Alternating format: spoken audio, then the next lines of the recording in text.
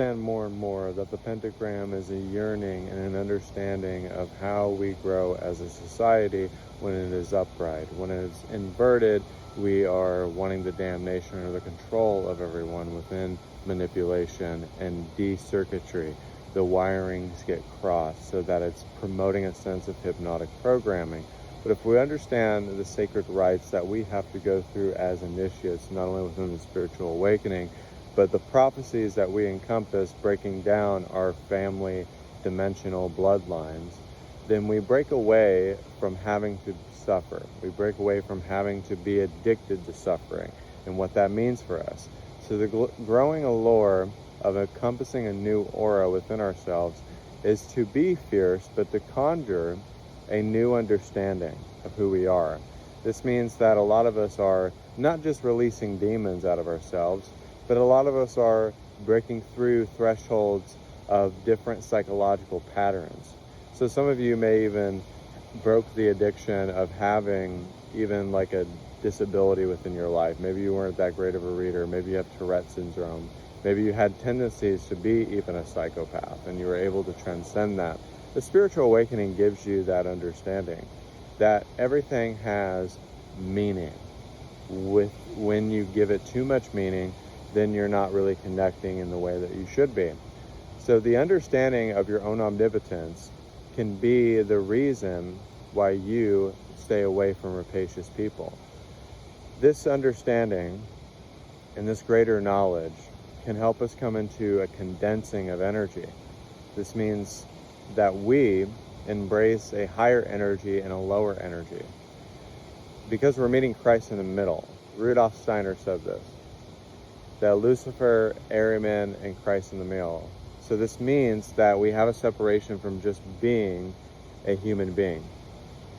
We have a separation from just being a human being. And then we have this understanding that we can be in a higher dimension and be ungrounded.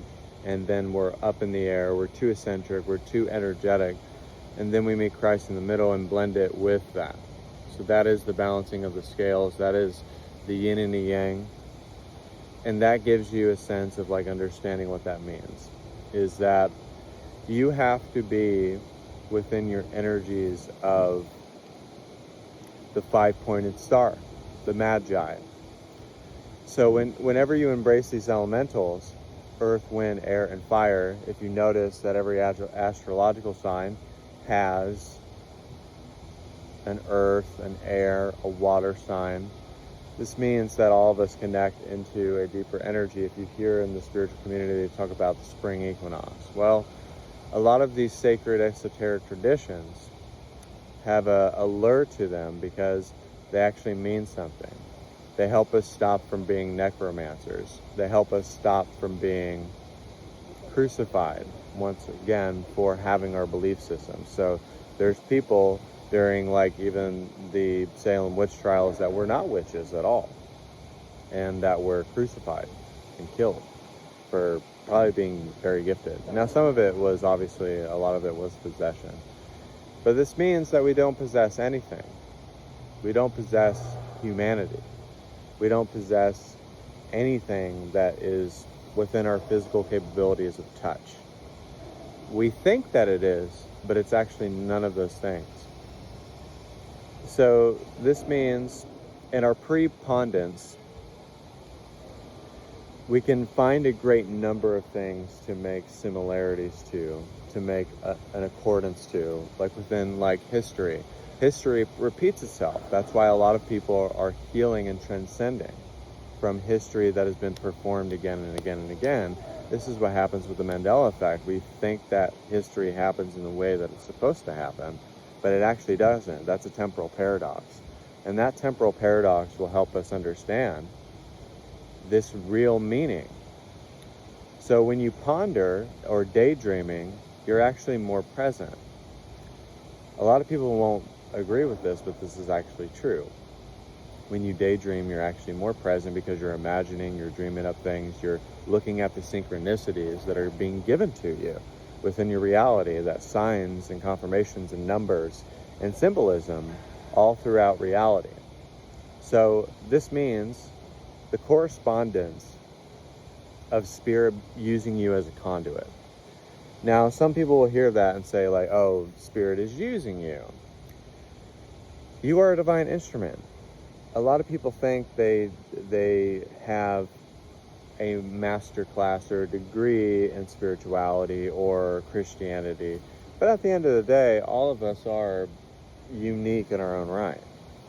So artists, philosophers, people have predicted quantum physics, and now 20, 30 years later, it's being done, even in TV shows.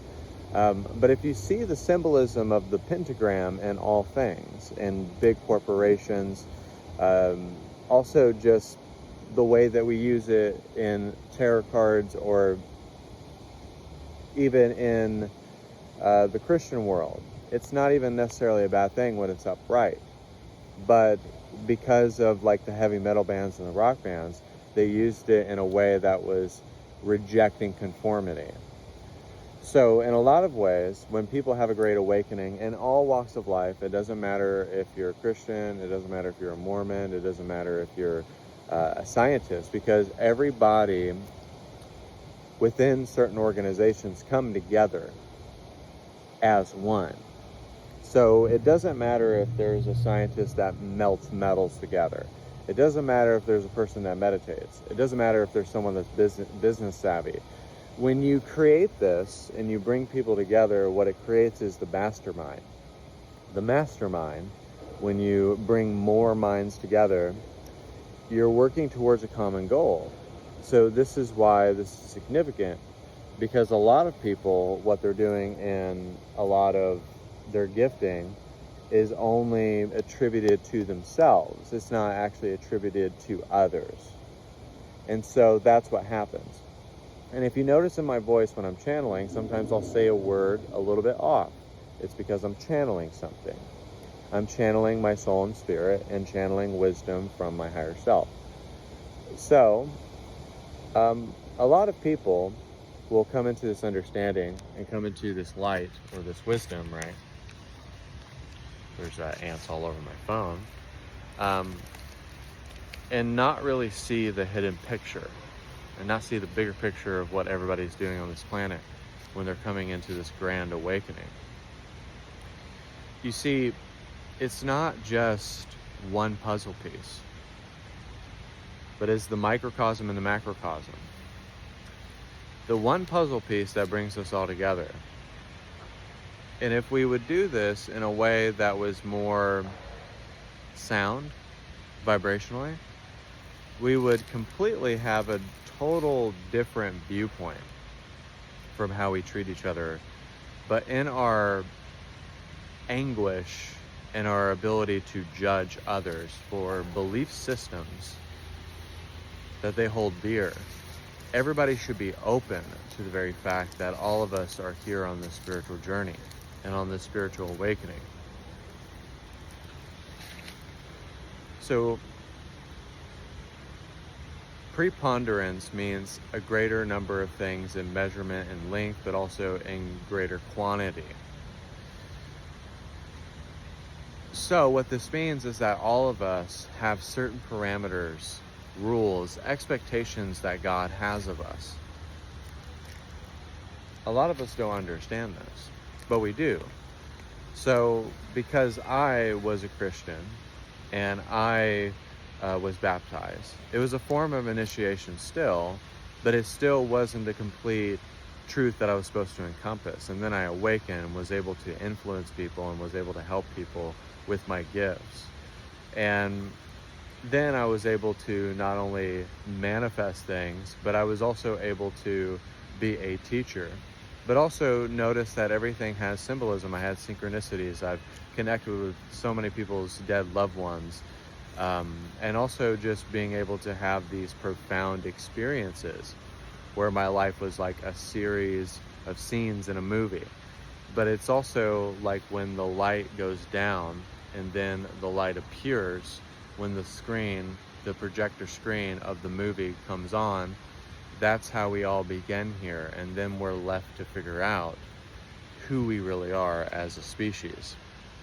Then we're left to figure this all out and kind of figure out what it means. So I watched a movie wings of desire. And so this angel falls, and what that means is that they fall to planet Earth. And so they fall to planet Earth, and then what happens is that he gets to become a human. And then he asks, like, how does everything work? What do I do? How do I do this? You're left to figure it out. That's the grand mystery.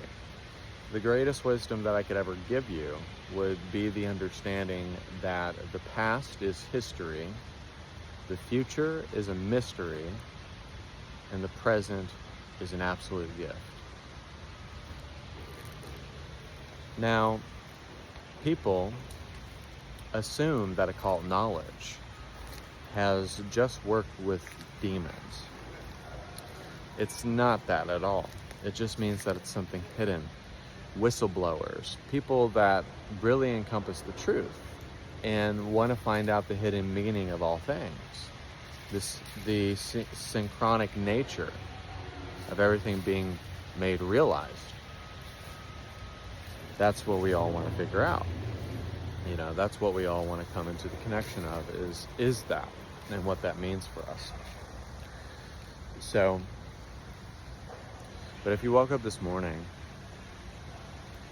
and you are grateful to be alive, there's a new timeline.